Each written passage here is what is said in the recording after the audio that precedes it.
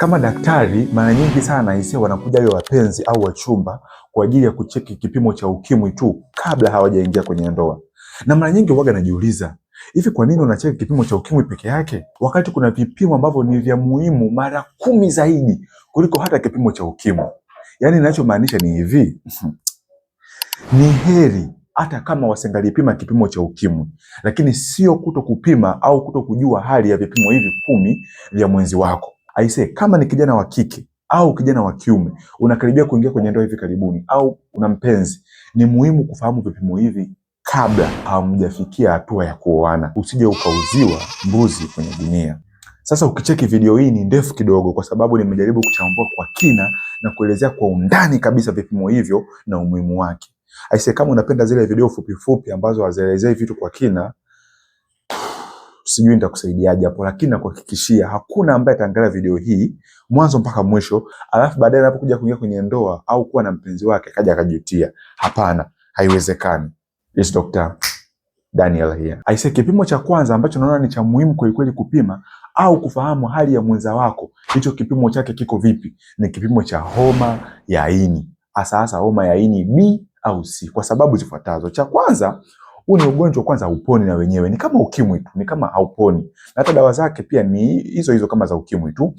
Alafu cha pili ni kwamba ugonjwa huu akiwa nao atakuambukiza wewe mtakapokutana naye kimwili. Lazima kuambukiza. Lakini pia sio wewe tu, ataambukiza mama mkwe, baba mkwe atakapokuja kumhudumia kwa ajili ya uzazi pale, kwa sababu ugonjwa unaambukizwa ukigusa yale maji yanatoka kwenye mwili wa mtu. Lakini pia cha tatu, atakapokuwa anamnyonyesha mtoto wako, atamwambukiza pia na mtoto wako ugonjwa huu wa homa ya ini. Kwa mwisho wa siku utakuwa mna familia ya ugonjwa wenye homa ya ini, ugonjwa ambao hauponi, na mtazidi kuambukizana zaidi na zaidi na zaidi. Itabidi mtumie dawa maisha yenu yote. Lakini ungeweza kupima, ni muhimu sana ungefahamu ana homa ya ini au hana.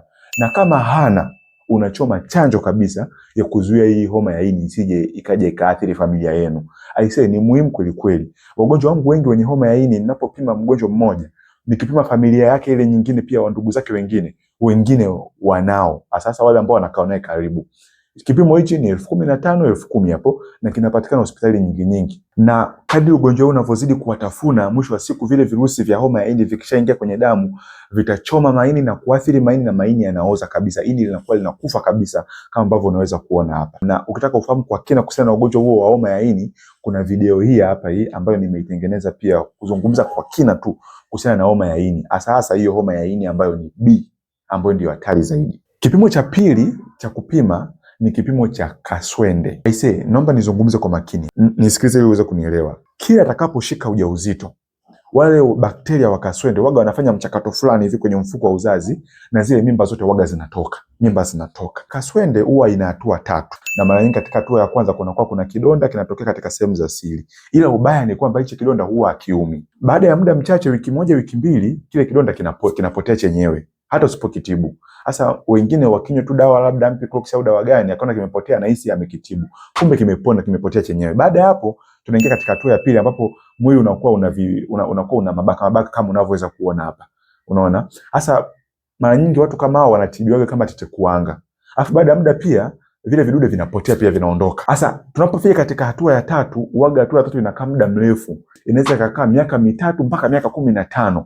Ambapo katika hatua hizo mtu anakuwa hana dalili yoyote, ametulia zake kimya, lakini ule ugonjwa wa kaswende unamuathiri, na hao wadudu wa kaswende au bakteria wanachoma mwili, wanaangamiza ubongo, wanaangamiza uti wa mgongo, wanaangamiza maini, wanaangamiza kila sehemu ya mwili. Sasa unapokutana na mchumba wako ni vigumu, na unakuwa haufahamu hali yake ya nyuma, alishaugua magonjwa gani. Na ubaya ni magonjwa ya zinaa haya, na yeye anaweza pia asikwambie, maana sio jambo la kujivunia wala sio sifa. Sasa unaweza ukamkuta yupo katika hatua hapa ya katikati, labda yupo mwaka wa 5, mwaka wa 6 akiwa na ugonjwa huu wa kaswende. Sasa ubaya wa ugonjwa wa kaswende ni kwamba utakapomuoa huyu mwanamke na kuingia naye kwenye familia, kwenye ndoa, kila atakaposhika ujauzito na zile mimba zote waga zinatoka. Kwa mnaweza mkatafuta mchawi kweli kweli kwa muda mrefu mpaka inapokuja kugundulika kwamba mama ya kaswende itabidi aweze kutibiwa. Watoto kama 4, 5 wameshapotea, wameshatoka, ambayo inakuwa ni hatari sana kwa sababu ugonjwa huu wa kaswende kwanza kipimo chake ni gharama nafuu, 7,500, 5,000, 10,000. Alafu pia dawa yake haizidi hata 5,000. Lakini ugonjwa ambao upo chini kwa siri na unamtafuna mtu kimya kimya na unaathiri uzazi kabisa.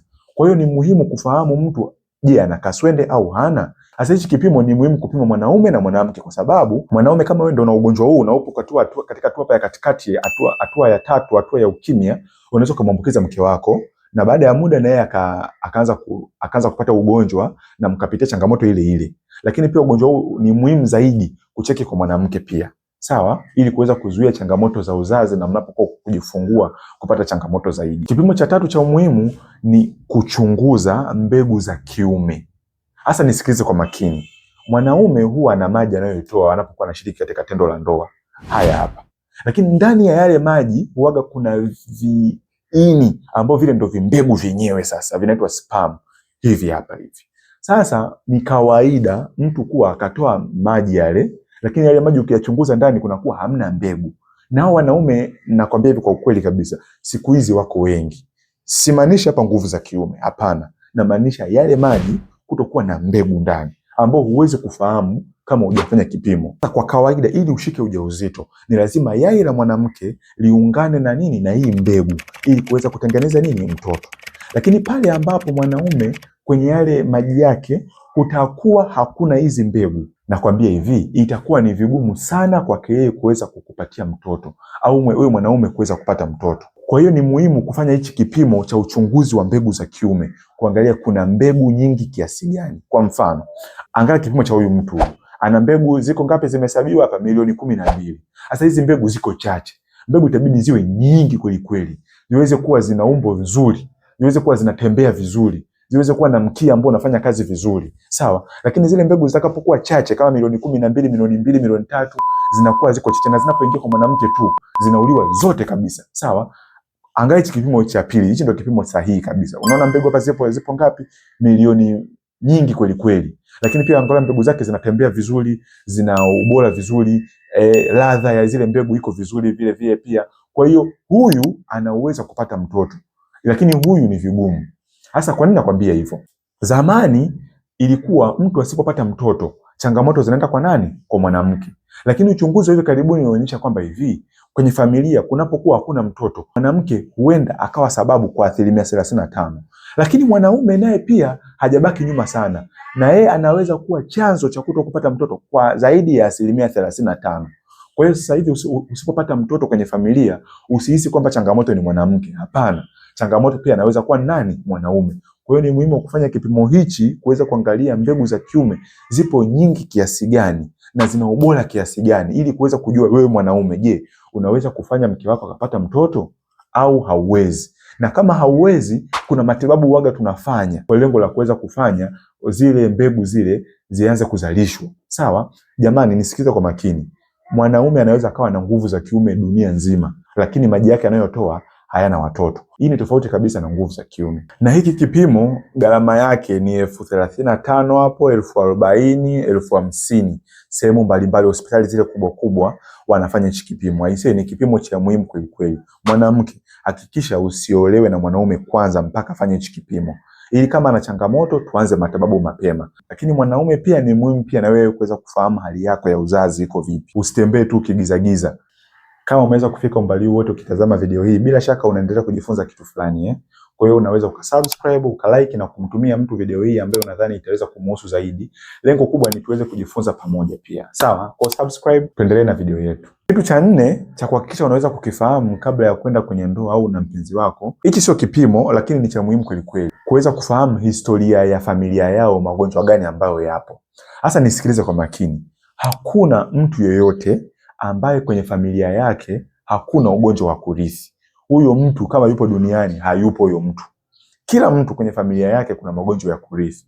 Hasa usikubali mwenza wako kukwambia kwamba si kwenye familia yetu hamna magonjwa ya kurithi. Uende yeye mwenyewe tu ndo akawa hafahamu. Lakini magonjwa nini? Yapo. Hata nisikize kwa makini. Kuna magonjwa kama pressure, magonjwa kama sukari, magonjwa kama asthma, hemophilia, kuvuja damu, magonjwa ya uzazi, kuto kupata mtoto, za kuzaa watoto wenye utindio wa ubongo, changamoto za magonjwa ya ngozi, changamoto ya sickle cell na changamoto nyingine mbalimbali. Sasa namna ya kuweza kufahamu kwenye familia yenu kuna changamoto gani ni kuangalia hasa magonjwa ambayo yameweza kuwaua babu na bibi au labda wale ndugu wa karibu wale wa pembeni. Ni sababu hapo unaweza ukaanza kupata magonjwa gani hapo kwenye familia ya kurithi. Lakini pia kitu kingine cha msingi cha kuangalia ni kwamba je, hayo magonjwa anayo nani? Sio kwamba eti bibi mza bibi alikuwa na ugonjwa wa sukari ndio ikutishe wewe, hapana. Mara nyingi tunaangalia wale ndugu wa karibu, sasa wale ndugu ambao mwenza wako ameshare naye vinasaba zaidi ya 50%. Sana sana tunaangalia kaka zake na dada zake, baba yake na mama yake. Hapo ukiona pako fresh unaweza ukaenda kwa babu na bibi pia na mjomba na shangazi humo ukaangalia. Lakini sana sana ni hawa first degree relative. Hata kama ni kaka ameshare naye baba au ameshare naye mama, ni muhimu kuweza kufahamu pia. Sasa lengo kubwa la kufahamu magonjwa ambayo yapo kwenye familia sio kwamba akiwa na changamoto fulani unamuacha, hapana. Lengo kubwa ni kuweza kufahamu kwamba kuna changamoto gani ili kuweza kujikinga na kufahamu kwamba changamoto itakapotokea tunafanyaje. Ni rahisi kupambana na adui unayemfahamu kuliko usiyemfahamu. Kwa hiyo sina maana kwamba mtu kama ana changamoto fulani labda ya sukari kwenye familia ndio unamwacha ili usije ukazaa watoto wenye changamoto ya sukari au asije akapata sukari akaja akakusumbua baadaye. Hapana, bali tu ni kufahamu namna gani ya kuweza kuishi naye na kuanza mchakato wa matibabu mapema. Lakini zaidi ni kuweza kuanza mchakato wa kujikinga na ule ugonjwa mapema. Kama mtu ana changamoto ya sukari, wazazi wake wana changamoto ya sukari au pressure, kuna uwezekano mkubwa naye kuja kupata. Hapo kama atafahamu na yeye kuanza kujikinga na kujiweka vizuri, kuepuka vile vyanzo vya ugonjwa huo, hawezi kupata ule ugonjwa kabisa. Kipimo cha 5 ambacho ni cha muhimu kufanya ni ultrasound ya viungo vya uzazi. Aisha, hii labda niwe wazi kabisa. Hapa sasa ninawalenga wadada. Unakuta mdada na miaka 25 hajawahi kufanya ultrasound wala afahamu viungo vyake vya uzazi viko vipi. Unapofanya ultrasound, kwanza unaweza kufahamu mfuko wako wa uzazi uko vipi. Je, una mauvimbe? Na unapokuwa na uvimbe, ujauzito waga zinatoka mara nyingi sana, kuanzia kwenye mwezi wa 3 mpaka mwezi wa 6 pale. Ujauzito unapozidi kukua mpaka unapokuja kufahamu hali inakuwa tayari ni mbaya zaidi. Lakini cha msingi ambacho natamani uweze kuangalia kwenye ultrasound ni mayai yako mwanamke. Je, yana changamoto yote ya uvimbe? Sasa kama mayai yako yana uvimbe maji au uvimbe mmoja miwili, hatuhofii sana. Lakini kama kuna changamoto kwenye mayai, uvimbe nyingi, ugonjwa fulani tunauita PCOS, polycystic ovarian syndrome, ambao maana yake ni kwamba kwenye mayai yako kuna vimbe nyingi zimezagaa mule ndani. Hasa mwanamke anapokuwa na changamoto kama hii, kuna shida sana ya hormone imbalance, lakini pia na kupata mtoto inakuwa kuna changamoto. Lakini pia na hedhi zinakuwa zinasumbua mara kwa mara. Lakini pia anakuwa na besi na ndevu na nini na changamoto nyingi. Sasa naomba nizungumze hivi. Sina maana kwamba wanawake wote wenye changamoto ya PCOS huwa hawapati watoto.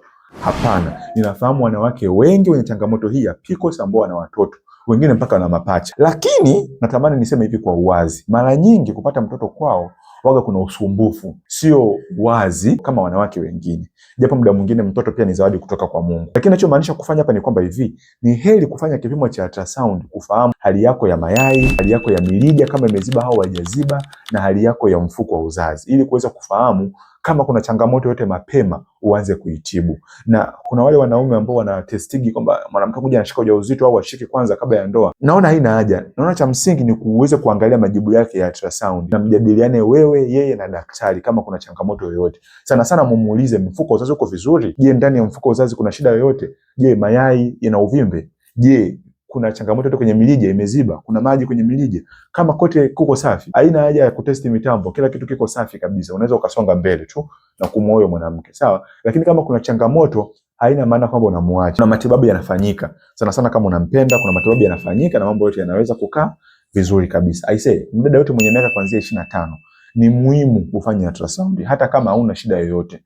Hasa naenda kwenye kipimo cha 6, na kama utagundua ni kwamba mpaka sasa hivi sijasema kipimo chochote ambacho kikitokea kwamba kuna changamoto unaweza kumwacha mwenzako, si ndio? Sasa hebu sikiliza kipimo hichi cha 6 kinacho